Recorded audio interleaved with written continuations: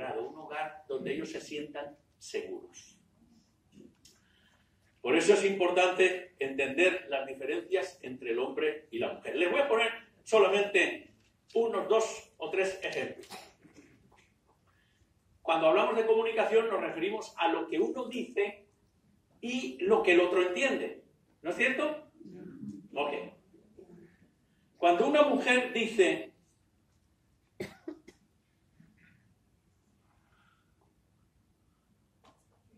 "5 minutos", ¿qué quiere decir eso? No son 5 minutos. Media hora. Es tan simple, hermano. Y usted después de los 5 minutos, agarra un berrinche y un temper tantrum. ¿De qué le sirve? Usted ya tiene que saber que 5 minutos no son 5 minutos. Yo lo aprendí eso bien pronto. No, en serio, lo aprendí bien pronto. Y después, en cuanto pude, ya compré otro coche para llegar a la iglesia a tiempo.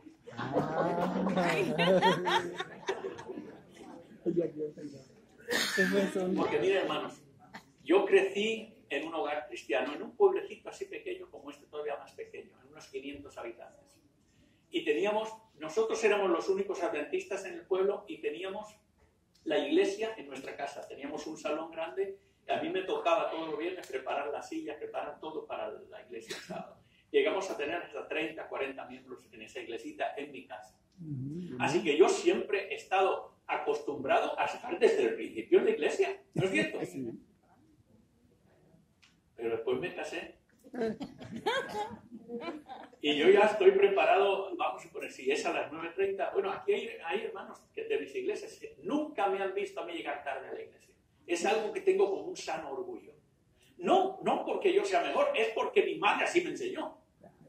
Y yo digo siempre que mi madre era una persona tremenda en cuanto a la disciplina. Mi mamá tenía la chancla más en la mano que en el pie. Y yo ya aprendí bien a hacer las cosas correctamente. Así que yo aprendí que para llegar yo temprano a la iglesia tenía que esperar 5 minutos. Y entonces dije, no, mejor compro otro coche. Y en cuanto pude, compramos otro coche. Ok. Cuando la mujer dice: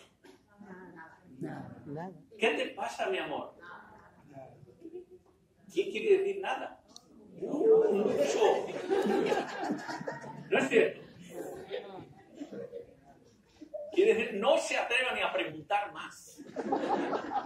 Hágase el muerto.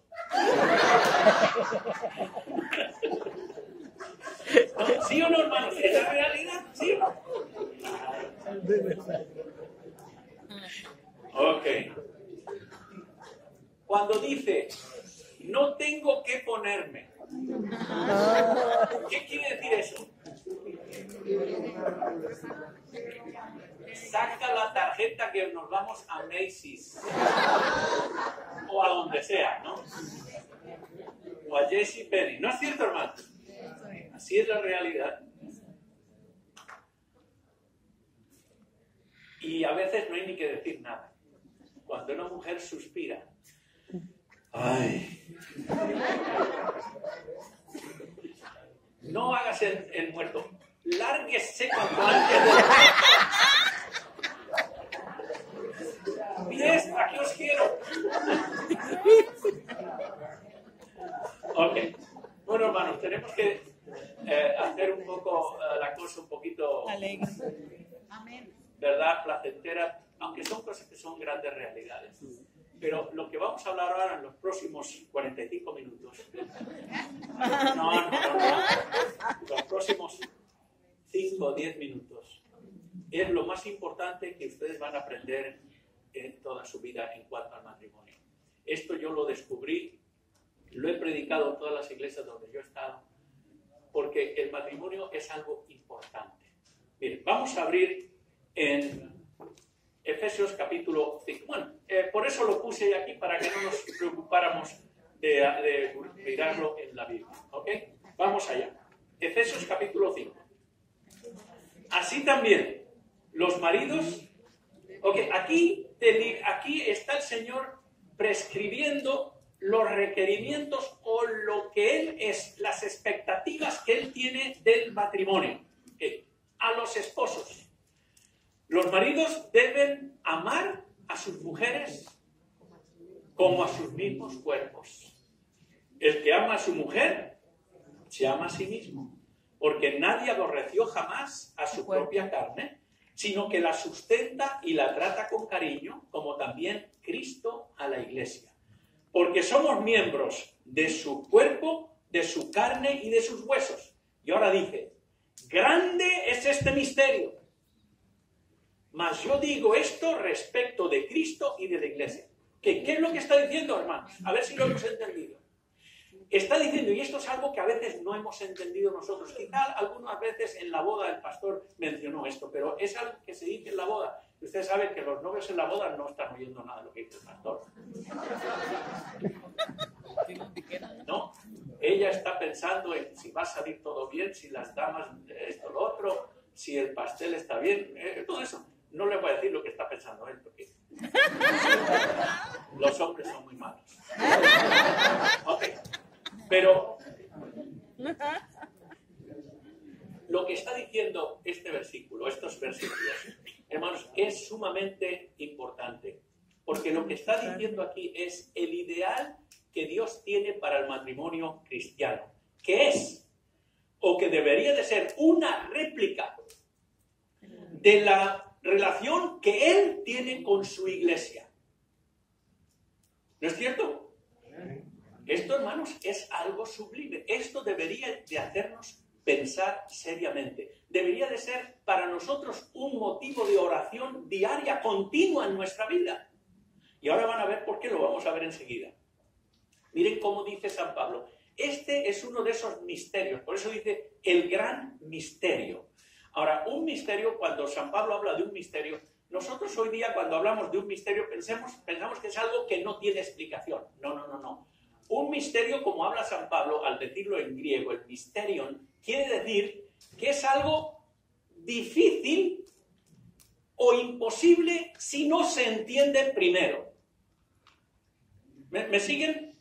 Es decir, es algo que a uno que no sepa nada le va a parecer una imposibilidad. Pero aquellos que sí lo entienden van a poder llevarlo a cabo. ¿Okay? Entonces, mire cómo dice San Pablo, ora para que Dios nos dé conforme a las riquezas de su gloria, el ser vigorizados con poder en el hombre interior por medio de su espíritu, para que seáis plenamente capaces de comprender con todos los santos, con todos los miembros de la iglesia, cuál sea la anchura, la longitud, la profundidad y la altura, y conocer el amor de Cristo, que sobrepasa todo conocimiento, para que seáis llenados hasta toda la plenitud de Dios. Y aquel que es poderoso para hacer todas las cosas mucho más abundante de lo que pedimos o pensamos, según el poder que actúa en nosotros. ¿Qué es lo que está diciendo aquí? En este mismo libro de carta de Efesios, ¿qué es lo que está diciendo? Que este gran misterio, que es el matrimonio, que debe ser la réplica del amor y de la relación que tiene Dios con su iglesia, es algo que requiere de nosotros la oración que Él está empezando a hacer para que podamos comprender cómo es el amor de Dios. Amén. Porque miren, hermanos, bueno, voy a acabar ya enseguida, pero déjenme que les diga este asunto. Muchos de nosotros sabemos más del temor de Dios que del amor de Dios. Muchos de nosotros hemos crecido con la idea de que Dios es un Dios malo y vengativo, que si no obedeces, te va a castigar. ¿No es cierto? Así crecí yo. Y muchos, la mayoría de nosotros. ¿No es cierto? Dios es un Dios malo al que hay que apaciguar, al que hay que calmar con obediencia, con esto, lo otro. ¿No es cierto? Hemos hablado mucho y de la importancia de obedecer a Dios para no enojar a Dios, para que Él nos trate bien. ¿Se dan cuenta, hermanos? Pero no hemos hablado del amor de Dios, que dice en estos versículos que sobrepasa toda capacidad de comprensión nuestra. Y dice, por eso yo estoy orando para que puedan comprender las dimensiones y lo sublime del amor de Dios. Porque si usted no tiene el amor de Dios en su corazón, usted no puede amar ni a su esposa ni a nadie. ¿No? ¿Ya me explicarán, hermanos? ¿No? Dice la palabra de Dios en 1 de San Juan, nosotros le amamos a Él. ¿Por qué? Porque Él nos amó primero. Porque el amor es recíproco. ¿No es cierto? Es dar y recibir amor. Por eso el Señor, en su iglesia, el Señor, que es todopoderoso, el creador del universo, nos creó a los ángeles, creó a todos nosotros. ¿Por qué? El Señor, ¿por qué nos necesitaba a nosotros? ¿Qué necesidad tiene el Señor de nosotros? ¿Sabe cuál es la necesidad que tenía? Quería tener alguien a quien amar. Y alguien que lo amara a Él. ¿Por qué? Porque dice la palabra de Dios que Dios es amor. Amén. Por tanto, nuestro principal foco de atención debería de ser de explorar, estudiar y orar para entender, no solamente entender, para asimilar el amor de Dios en nuestra vida. Amén. Por eso, veamos cómo está basada la relación que tiene Dios con su iglesia, ¿no? Vamos a ver. ¿Está basada en qué cosa? En que nosotros siempre hemos sido buenos. Nunca hemos roto un plato en nuestra vida. ¿Dice, es así? ¿Qué dice? ¿En qué está basada la relación de Cristo con su iglesia? En que Cristo nos ha perdonado. ¿No es cierto? Porque ya dice la Biblia, ¿no? Cristo vino a buscar a los buenos, a los que nunca han pecado. No, Él te dijo, he venido precisamente a buscar a los pecadores. Son los que necesitan del perdón. Amén.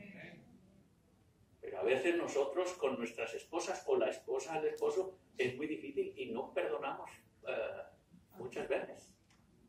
No sé si ustedes se han fijado en eso. Porque sobre todo el hombre, fíjese, el hombre a veces es más bravucón y habla mucho, pero sabe perdonar también. Y muchas veces el hombre perdona y ya como que no sé, como que se olvidó. Pero hay algunas mujeres, ninguna de las que estamos aquí, que perdonan. Perdonan una vez, 2, 3, 4, 5, 6. Y uno ya piensa que ahora sí.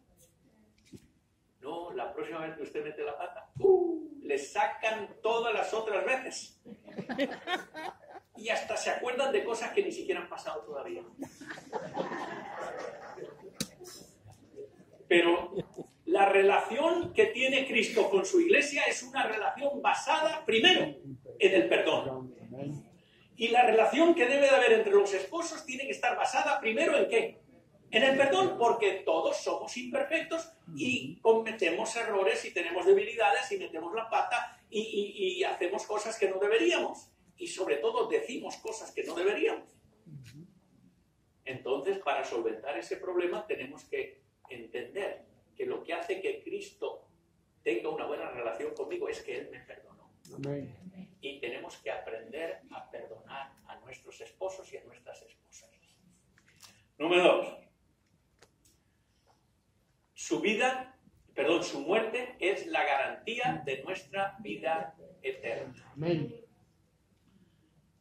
Como Cristo amó a la iglesia. ¿Hasta qué punto amó Cristo a la iglesia? Hasta el último sacrificio, el más grande de todos. Y eso es una de las cosas más hermosas del amor de Dios, que es un amor incondicional, que no tiene en cuenta cómo nosotros nos portamos, ni lo que hemos hecho, ni lo que vamos a hacer. El amor de Dios no tiene en cuenta nuestro comportamiento. Él nos ama precisamente porque somos malos. ¿Se acuerdan de aquel texto que dice en Romanos? Dice, aquel que justifica al impío.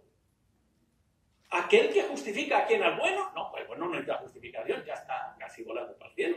¿No es cierto? Dios es el que justifica al malo, al impío, al pecador. ¿No es cierto? Y para hacerlo se necesitó su sacrificio último, su muerte en la cruz del Calvario. Amén. Así que esposos, es ese tipo de amor que quiere Dios que usted tenga por su esposa. Un amor sacrificado. ¿No es cierto? Amén. Un amor que no cuente cómo se va a portar ella o cómo se ha portado o cómo le ha dicho o cómo la ha ofendido. Un amor que es tan grande que sobrepasa cualquier maldad o cualquier cosa mala que haya hecho su esposa. Y eso no lo digo yo, eso lo dice la palabra de Dios. Igual que Cristo amó a la iglesia. La relación de Dios con su iglesia, ¿cuál es? Una relación, ¿qué es lo que ha hecho? ¿En qué se basa? En el perdón de los pecados, el que ha garantizado la vida eterna y que ha puesto la vida de uno, la ha puesto en armonía con los principios y valores de Dios, ¿no? Amén. ¿No es cierto? Amén. ¿Por qué nosotros guardamos hoy día el sábado? Porque es el día que el Señor ha escogido. A mí me gustaría guardar el miércoles o el jueves. ¿Pero por qué guardo el sábado? Porque es un día que Él ha escogido.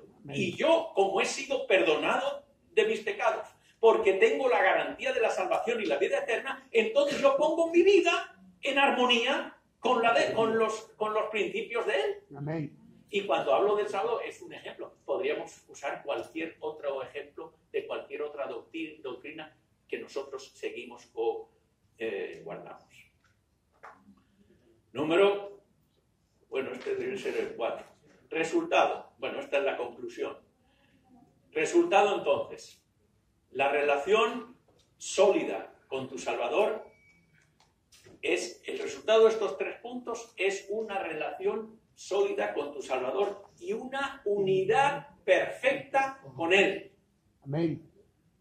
¿No es cierto? Amén. Es decir, ese es el ideal que Dios quiere. ¿Recuerdan ustedes cuando Jesús dijo en la oración sacerdotal que Cristo hizo en San Juan capítulo 17 y 16? ¿Qué es lo que dijo Jesús? Que sean uno como tú y yo somos uno. Y nosotros, como creemos en la Trinidad, creemos en que Dios, el Padre, Dios, el Hijo, Dios, el Espíritu Santo, son 3, pero en 3 personas, pero un solo Dios. ¿No es así? En perfecta unidad. Por eso es esa perfecta unión que quiere Dios que tengamos los matrimonios el uno con el otro. Amén. Más que unidad, miren cómo dice la palabra de Dios. Es una identificación total, como si fuese formando... A ver, ¿dónde está? Es que esto no lo pasé. Se pasó. Pues, después levantaremos una ofrenda para tener un monitor ahí para que vean. ¿No? Amén. Para el año que viene, hermano. Sí. No, ahora esos monitores en Best Buy por $100, $150 pueden tener monitores. Ok, más que unidad, es una identificación total formando una sola cosa, igual que el Padre y el Hijo son una sola cosa. Y ya lo dijo Jesús. Eso es lo que Él espera, que nosotros seamos una sola cosa. Por eso cuando dice en el versículo que leímos en Efesios 5 que nadie ha odiado, nadie odia a su propio cuerpo, a su propia carne. Entonces, ¿cómo yo voy a odiar a mi mujer si ella ya forma parte de mí? No, sería eso del género tonto, ¿no? ¿Cómo voy a odiar a mí mismo? Bueno. Y entonces, mire cómo lo explica San Pablo. Esto no es algo que yo me estoy inventando, que mire cómo dice San Pablo. Con Cristo estoy juntamente crucificado. Está hablando aquí de que aún en los momentos difíciles de la vida, y San Pablo murió, ustedes saben, decapitado allá en la cárcel Mamertina, en Roma, después de toda una vida de trabajo para el Señor. ¿Ok? Y murió. Y entonces para él dice, es como si yo estuviera crucificado con Cristo. Aún en los momentos malos, en los momentos difíciles de mi vida, estoy con Cristo. Y ya no vivo yo, sino que Cristo vive en mí. Es ese tipo de unidad que quiere Dios que tengamos los matrimonios cristianos. Por eso, esto todos lo sabemos de memoria, lo hemos oído en las bodas siempre, ¿verdad? Y ahí en Efesios 5 también lo dice. Por tanto, dejará el padre, su padre y a su madre. Y a su madre, tendría que decir. Debería de enfatizar. No es cierto, y a su madre. Con letra mayúscula, bold letters, ¿no? Ahí con la letra bien correcta. ¿Sabe qué? Porque las madres necesitan aprender, todas las madres necesitan aprender a que sus hijos se independicen. Pero es difícil por ese vínculo tan grande que hay entre la madre y el hijo. Pero hay que aprender a hacerlo.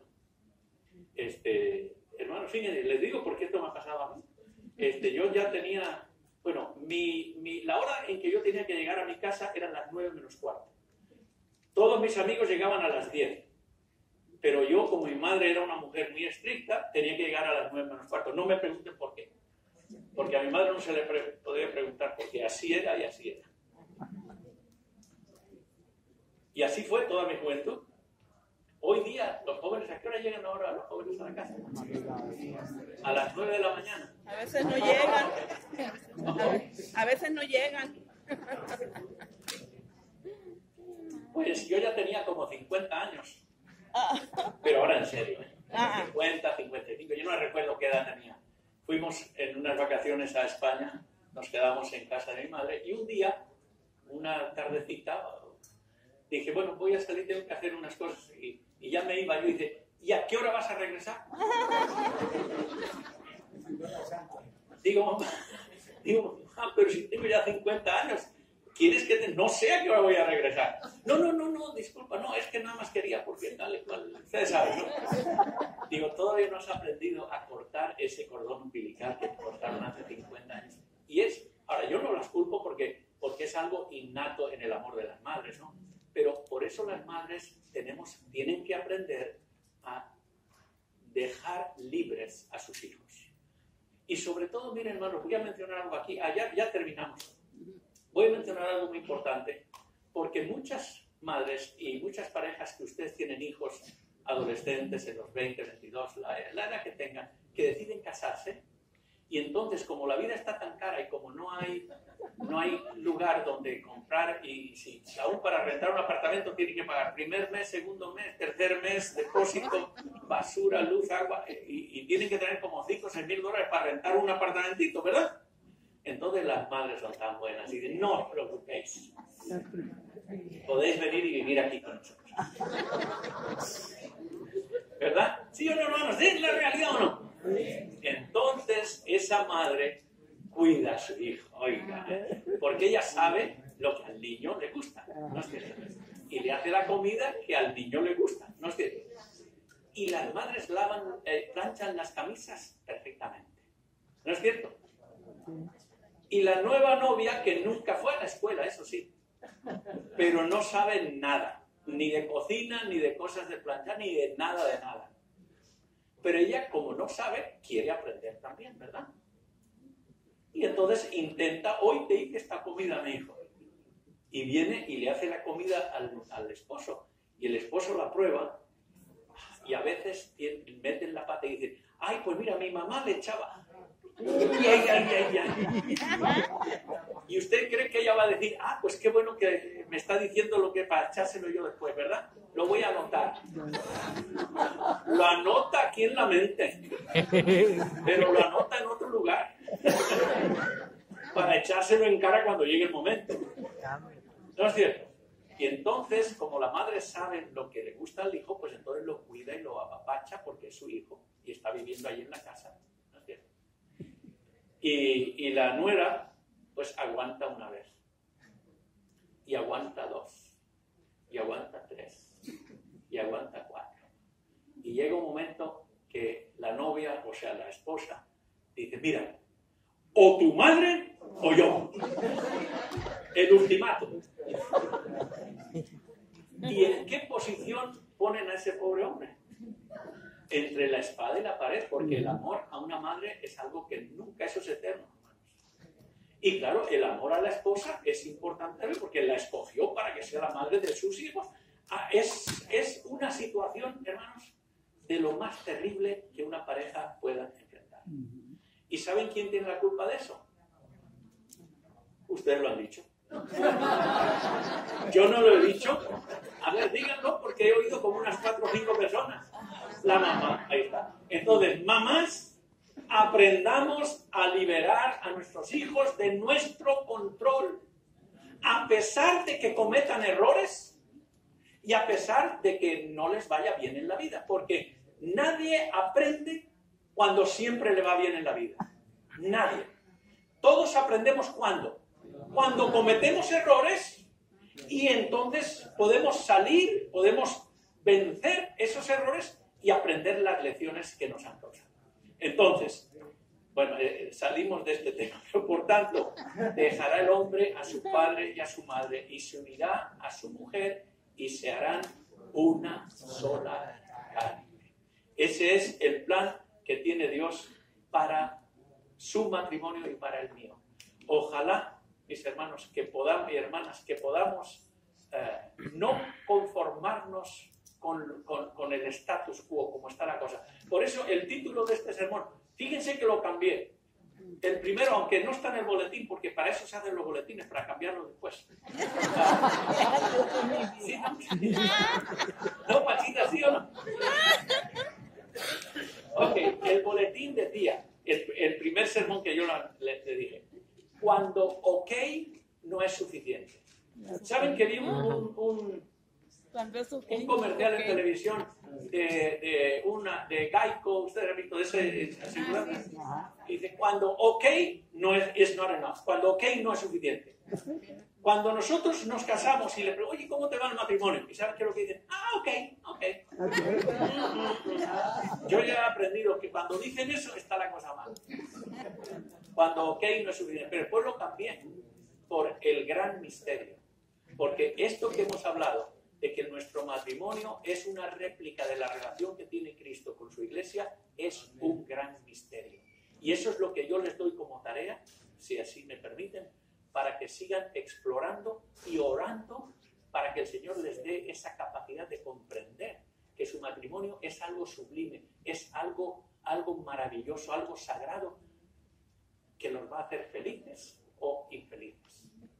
Amén. Amén.